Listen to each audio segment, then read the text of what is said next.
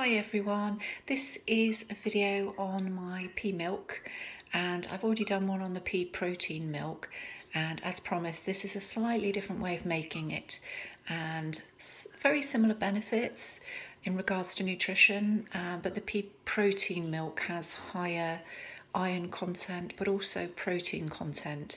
But otherwise the benefits are very similar. So again, it's a good source of calcium, potassium, vitamins A, D and B12. It's lactose intolerant, so if you can't have dairy, this is a really good resource. But it's, as I say, it's very high in protein. So protein is a really good source of the essential amino acids. So the pros and cons of this version: it does take longer to make because you've got to soak the split peas overnight for a good 8 hours minimum, then rinse them, and then we've got to boil them, which I'll go into shortly. So it's a bit more of a lengthy preparation with this way of making the milk, and also it's not got as much protein and iron content as the pea protein milk, but this one doesn't have the powdery residue that you do get from the pea protein milk. So that's predominantly the differences. But the ingredients that we're going to use for this particular recipe today are some yellow split peas, some sea salt, some avocado oil, some water, some vanilla extract, and 1 medjool date. Okay, so that's everything we need. What we're going to do first is we're going to get a large saucepan with some water in so that we can pop the split peas in and we'll get those boiled. And here we go. So just fill the saucepan with enough water just to cover the split peas.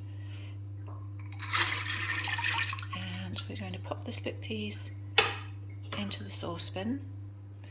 And we're going to pop the lid on and bring this to the boil.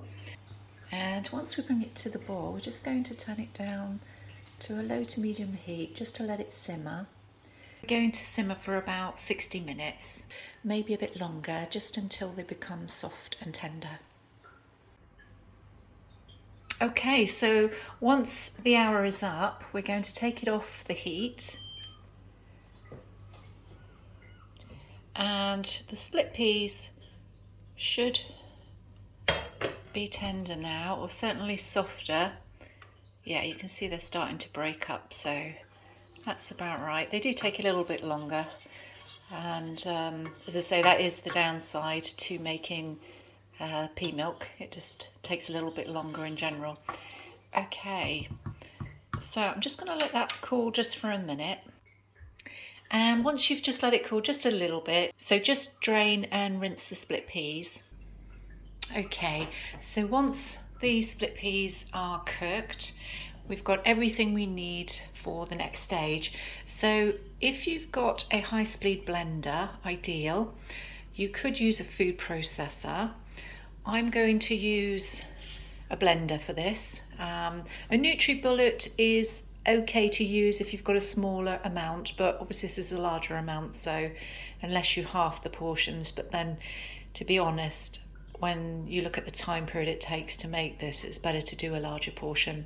So what we do first is I'll pop the split peas into the jug or the blender, and I'm just going to use 2 hands for this. That's better, and that way I don't end up with it all over the floor. Right, we're going to add the pitted medjool date. Now with the dates, you can always add a little bit more depending on the sweetness that you like. You might find you need 2 dates for this if you want it a little bit sweeter. So just play around with that. For the vanilla extract, we're actually using 1 teaspoon. Again, you can add a little bit more or a bit less. This is just to give it really a little bit of flavour. And the sea salt, I'm going to use 1/4 teaspoon. And again, if you need to add a bit more or a bit less, you can do this. The other ingredient we're going to add is the avocado oil, and I'm going to put 2 tablespoons of that in. Okay, and there we go.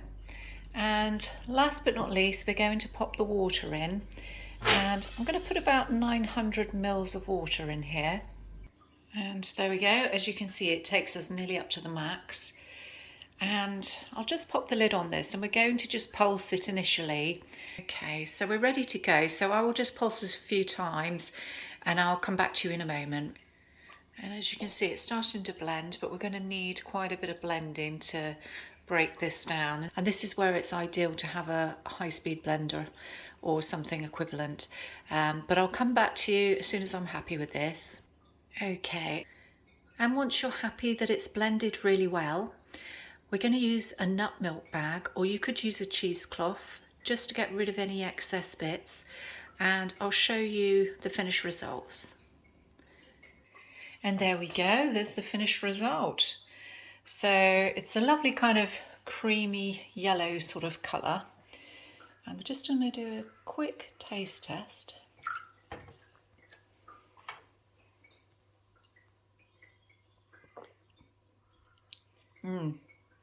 Very nice. So this isn't as creamy as the pea protein milk, but I guess you could reduce the amount of water and it could be more creamier. But it's certainly a good substitute regardless for milk. I'm just going to do a quick test to see how it rates with a cup of tea. And here we go. So just pour in the milk.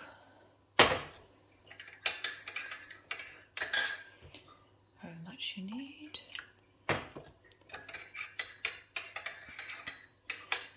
And there we go. So again, doesn't separate, which is brilliant. So this again will store in the fridge for up to 4 days, just like the pea protein milk, but obviously put it in a sealed container, glass jar if you've got one, something airtight. Okay guys, so hope you enjoyed this video, and as I say, that's the main differences between making pea protein milk and pea milk. Okay, I'll see you soon for another video.